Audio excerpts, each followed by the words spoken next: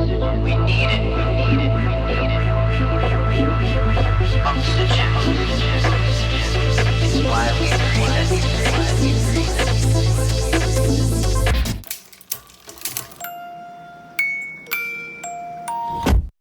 Hey everyone, welcome back to another episode of Small Biz Stories, because we know every small business owner and entrepreneur has a story or five or 10. And today's guest is Michael Barbarita. He's been around for a while in Next Step CFO, and he's going to help us debunk myths about finances and what small business owners can do to use financial strategies to kind of stay ahead of the game. Michael, welcome to the show. Thank you, Laura Lynn. Pleasure to be here. Thanks for having me. Oh, and it's always nice to have guests. We've got Michael dialing in from Cape Cod, Massachusetts, which you're going to hear a little bit of the accent as we get into the show and kind of describe the visual for the folks that are dialed in auditorily versus the ones watching on YouTube. But here we go. Michael, tell folks what you're good at. Well, I think the best thing that we're good at is called strategic CFOs, and the reason is that if you look at the Fortune 500 companies and all the CFOs, you don't get hired unless you really understand not only the financial stuff, but also understanding the business strategy, business and understanding thoroughly business strategy. So that's why we call ourselves strategic CFOs, because we not only analyze financials. We not only do business and cash flow forecasting, we not only solve cash flow problems, we not only identify the critical metrics in a business, but we also help business owners implement business strategies. You know, you can go to Google or ChatGPT and learn all you want about business strategy. It's about implementation. So that's what we do best. We help business owners implement business and financial strategies that their competition isn't doing. And that's a key thing. I talk to so many small business owners, and they really get a bit confused between a bookkeeper, a CPA, and a CFO. And then I explain it, and you tell me if I'm right or wrong. The Okay. bookkeeper's great making sure bills get paid, everything's running tickety-boo. The CPA makes sure you are aligned with the IRS and all responsibilities there, right? Because that's a big one. And then the CFO is thinking about it from a business perspective. How do you use the financial ins and outs to propel the company forward? Is that fair? That's very fair. Just one more note on the bookkeeper. They do the bank reconciliations as well, and all of the reconciliations to make sure that the numbers tie out to something logical. Because for a CFO, it's critical that the numbers are in reasonable shape. They don't have to be in perfect shape. The CFO can massage numbers, to get them into the right shape. But the bookkeeper has to have has the ability to get the books in some decent shape. And the CPA is all about, usually, at least in today's world, is mostly about the IRS and taxation. Right. And we help business owners make decisions through, because a CPA is mostly historical. A CFO is forward looking. You want to know what's going to happen versus and what could happen and what are the risks and opportunities versus what has happened. We deal with what has happened as well, but it's mostly the benefits come from understanding the forward looking. Perfect. I think it's a really good segue to get into the show. We always like to start up front with a good tip. So, as a forward-looking, forward-thinking business strategist who just happens to be really grounded in the numbers and what they mean, Michael, give our small business owners and entrepreneurs your best tip on what they can do to move their business forward. Okay, well, I like to give two tips if you don't mind. Sure. What? I don't think our audience is going to complain. Not one, but two tips There today. you go. So one of the most valuable tools that business owners could take advantage of, especially from a CFO, is without a doubt, it's the business and cash flow forecast. Because the business and cash flow forecast, I mean, winning business owners, especially in uncertain times, want to know what's going to happen, and they're going to have to make a lot of decisions. And the thing about the business and cash flow forecast is it helps you understand the outcome and ramifications of your decisions before you make them. So, like, for example, just a quick example, a lot of business owners get surprised by income taxes. Well, if you have a business and cash flow forecast, you'll never be surprised by income taxes ever again because you'll always know what your projected net profit looks like. And the CEOs of the best companies are just never surprised by taxes or anything else for that matter because they have a business and cash flow forecast. So that's one tip that's I think really important. The second one is the key to successful marketing is that you need to get inside the head of the prospect. Now, that's easy for anybody to say. As a matter of fact, that line was actually created in 1931. Been around a long time. When I was doing research for my book, that's Powerful Business Strategies. That's where I found it. But the emotional triggers to get into the head of the prospect evolve around two things. Number one, the problem the customer has and doesn't want. And number two, the solution they want, they can't find. So my tip is what's called the conversion formula. It's a formula that converts prospects into either the next step in your sales process or into a sale. Okay, and it's called the conversion formula. And there's 4 steps that you have to take in the conversion formula. And they have to be in the right order, otherwise it doesn't work. It's like making water, H2O, 2 parts hydrogen, 1 part oxygen, with just 1 part hydrogen and 1 part oxygen, you don't have water. Same thing here with the conversion formula.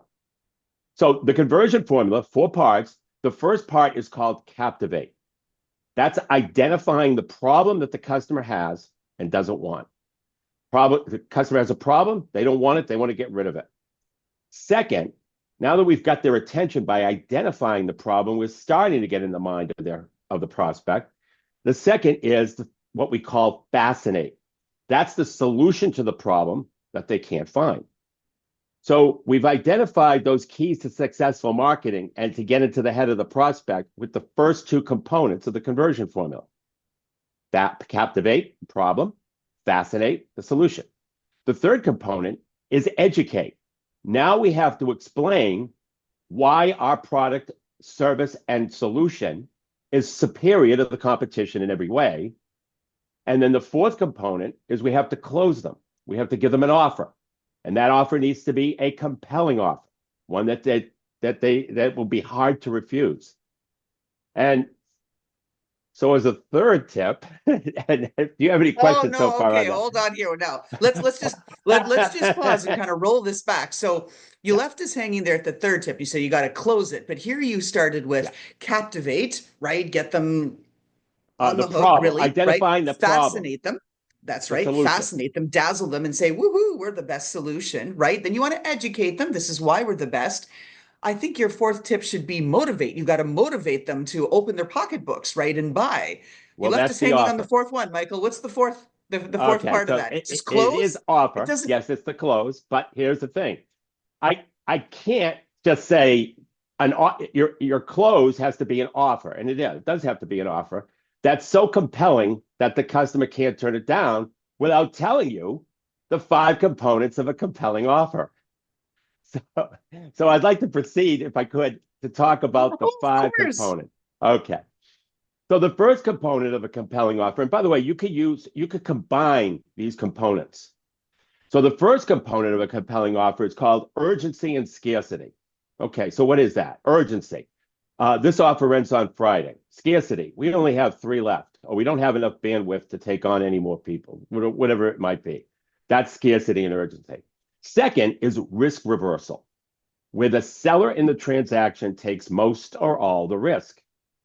You know, when I was in the ski business, Lurlin, the problem that the customer had was that they never really knew if the ski they were being sold was the right ski for them until they got it up in the mountain and tried it out.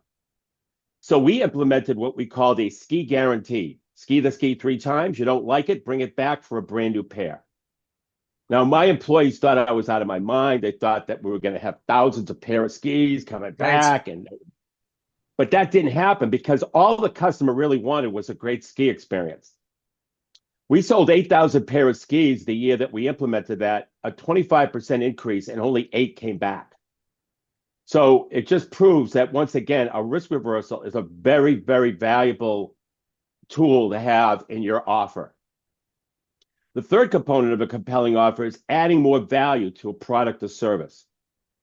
One of the important things in adding more value is that you understand the long-term value of a customer. And this is where my CFO brain comes in, where you understand the long-term value. And let me give you an example. When I was in the frozen cookie dough business, the problem the customer had was they didn't want to waste valuable oven space baking cookies.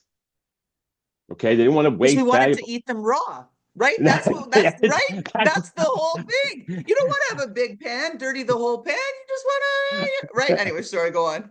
No problem. I am so old that there was no such thing as eating raw cookie dough at that time. So that was off the table. But good point, though. But yeah, so the problem that the customer had is they didn't want to waste valuable oven space baking cookies because it's a pizza parlor or they heated up subs and so forth in the ovens, and they didn't want to waste that valuable oven space with cookies, which was a secondary item for them, a tertiary item even. So what we did is because we understood the long-term value of a customer and we believed in our product, we gave them a free, even though the average or opening order was only $50, we gave them a free convection oven that cost us $200. And so that solved their problem, A. B, we were confident in our product. C, the long-term value of a customer was $5,000. And so it all worked as a result. Now, obviously, there were times where we would place a $50 order. They would get the convection oven. They wouldn't place another order again. That happened. But the long-term effect was very favorable. So that's adding more value. We added more value to the cookie dough by offering the convection oven. So the fourth way to make a compelling offer is packaging and bundling things together. And let me give you an example of that. Back to the ski business. So everybody and his brother offered ski packages, skis, bindings, and poles. But what we did in addition to that is we took the most popular ski graphics and we went to the clothing department and put together clothing packages, hat, sweater, bib, and parker, that matched the most popular ski graphics. And those things sold like crazy because, once again, the reason why people in the ski business, or business owners in the ski business, package skis, bindings, and poles is because there's a perception of value when you package together. Well, we took that same concept to the clothing department by matching up the most popular graphics with clothing packages. And so packaging and bundling is another component of a compelling offer. And the fifth, and one of the most difficult to do, I think, is being indifferent to the outcome, is actually separating yourself from the sale. Very hard to do. But when done, it's a winning formula. And just to give you a quick example, lots of times I'll be in a situation where, we talk about the business owner's number one goal. And it comes down to, whether you work with, and getting to that goal is going to require a series of steps. And what I very often say is whether you work with me or someone else, those steps you must take in order to get to your number one goal. So that is that indifference. Because in this world we live in today, salespeople are too connected to the outcome. And as a result, they lose sales as a result of that because everybody thinks they're a used car salesperson.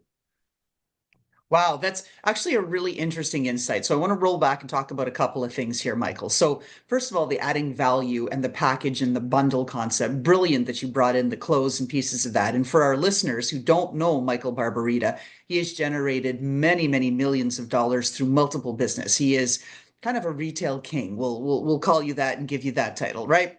Thank you. So that's important for our audience to know. The second thing related to that, we are too connected to the outcome. I'm seeing this in a lot of small business owners that leverage, we'll call it like TikTok Shop, Shopify, and these kinds of things, because everybody has the opportunity to hide behind an avatar and say the most scathing, awful things, right? In your Google reviews and your TikTok and your, wherever it's like, oh, that sucked. Those skis sucked. That cookie dough tasted terrible, whatever, right?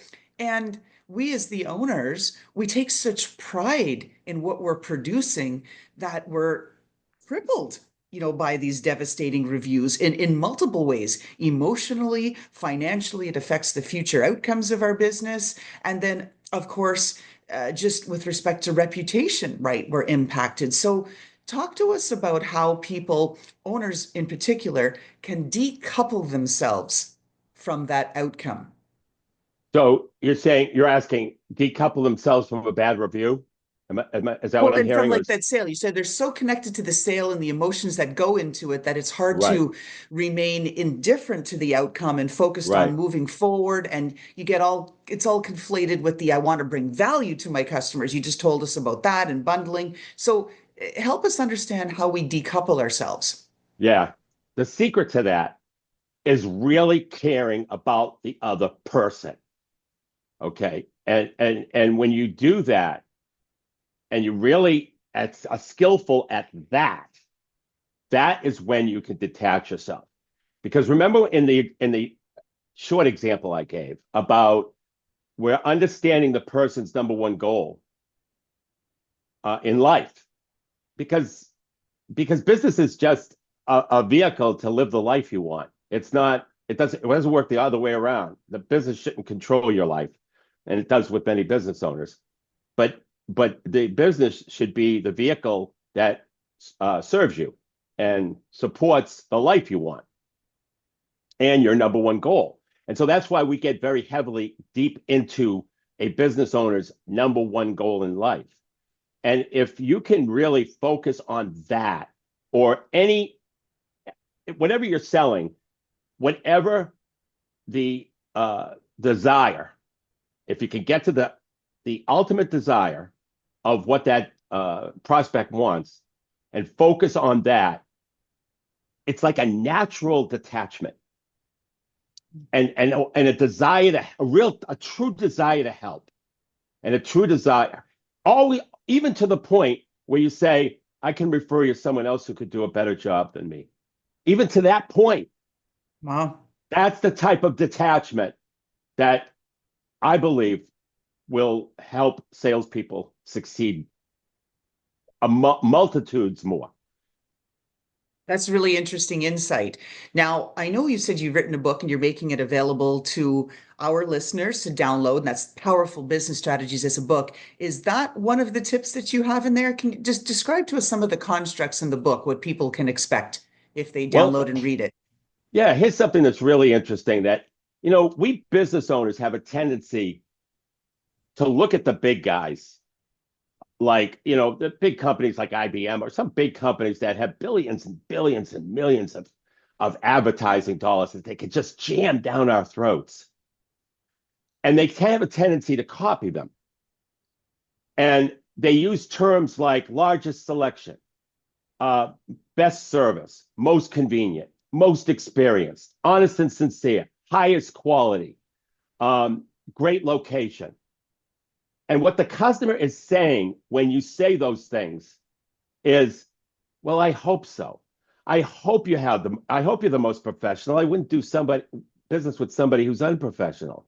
I hope you have the largest selection. Why would I go somewhere that had a weak selection? So we overuse this jargon. Business owners overuse this jargon. I see it time and time again. Instead of identifying the problem that the customer has and doesn't want, and the solution they want that they can't find. That's the key to successful marketing. That's the key to getting away from I hope so marketing, which is what I call this jargon. And but it's so overused. If you could go just about any website and see that jargon, and it's totally overused. And the other thing, Laura Lynn, about that is every company is like great. I used to go when I was in the food business. I was at food shows. The most delicious foods in the world are just small business owners who are just struggling and never can get their food to the forefront. I mean, when you go to those food shows, where did you sell this? Well, we don't have any distribution right now. It's unbelievable. It's absolutely unbelievable. And every business has that greatness to them. But because they're using jargon like this, the outside perception doesn't match the inside reality. The inside reality is that they're the greatest sausage company in the world, in the example of the food business, right? But the outside perception is they have the largest selection, the lowest price, they're honest and sincere, the great location, great quality. Useless. Inside reality versus outside perception. And that's just it. So clearly, I triggered you and put you on your soapbox there about using the jargon and all that hyperbole that so many of the companies used.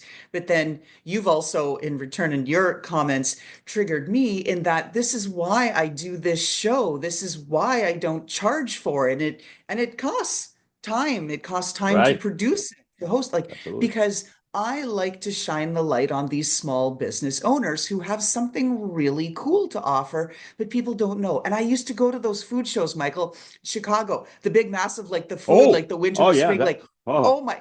And you just, it's the greatest thing. Like I used to go to all these tech conferences all the time. I was like, yeah, look at my software. Yeah, here's a demo. And you're like, yeah, fabulous, great. Oh, amazing. You can rotate those molecules in 3D space and then align them so that they can cure these terrible diseases. Bravo, truly excellent, says the PhD scientist. But as the foodie, when I go to those Chicago shows and they're like, oh, here's this new vegetarian meatball. Here's the best salsa ever. Here's this hot pepper dip. You're like, oh. I oh mean, yeah. it was amazing. They're like heavenly. And that you can't find them anywhere, You because know, they don't have distribution. and that's just it. Like I said, that's my whole thing that I do is I help brands get seen because invisible brands don't make money. Right. Right. I mean, that's the whole thing. So anyway, back to that. Like I said, oh, we've triggered each other, gone on a little soapbox there. It's fun to go on these tangents. All right. That's right. Let's get back to the financial strategies and planning. A lot of the smaller business folks that we deal with that are solopreneurs or maybe one or two, they struggle with keeping up. They think like, oh my God, I can't create a financial planning strategy and forecast. Get the hell out of here, Michael. There's no way that's going to happen. Right. What do you suggest they do to be less overwhelming and say, look, you got to look at your numbers, but at a minimum, I want you to do this. What do you want these business owners to do?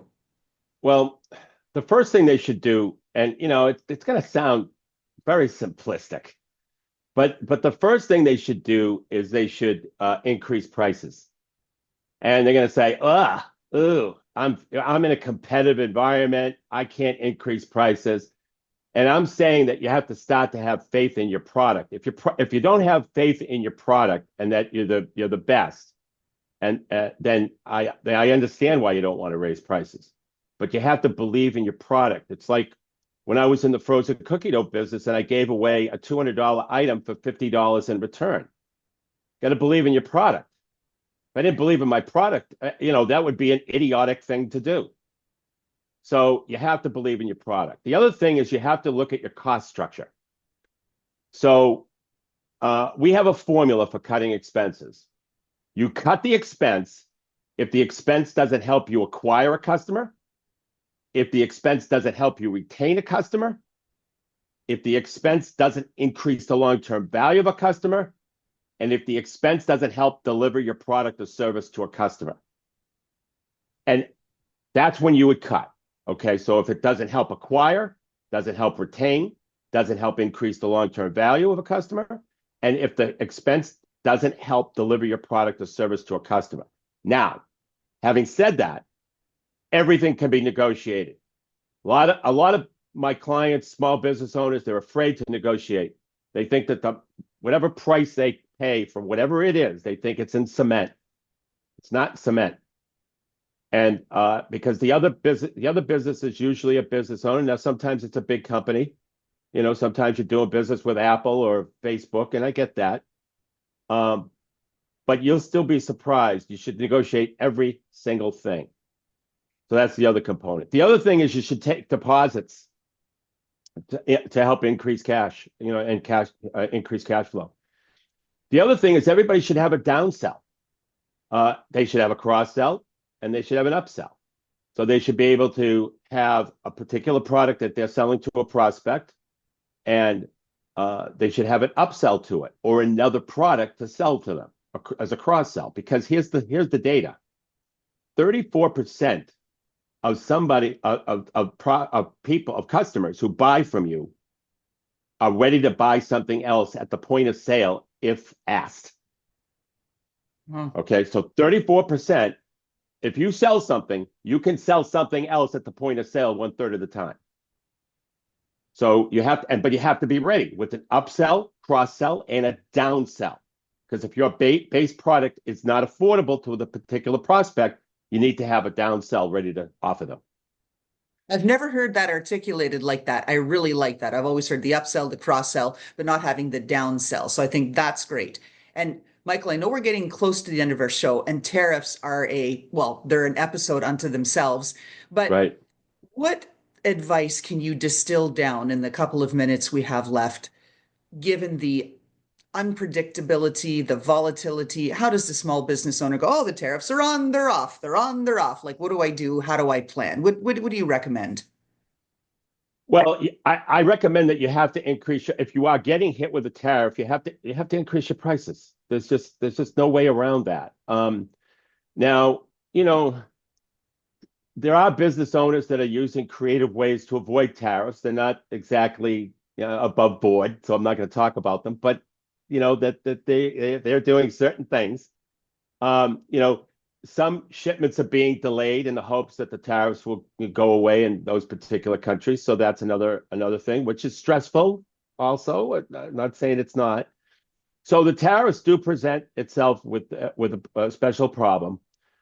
Some business owners have decided to keep their prices the same, bite the bullet, because they feel it will blow over time. That's another option. But we show our clients, those squeezed margins. They don't do the forecast any favors when we look out on the horizon as to the impact. It's pretty aggressive, and that's why the price increasing is very important. And people, what we found so far is people understand it. They watch the news. They know that that the costs have gone up, and so but on the other hand, people have that they have budgets to do $500,000 remodeling projects, and the remodeling project in actuality actually is going to cost them $800,000 to $900,000. It's just the way of the world right now. It's a lot of costs have gone up.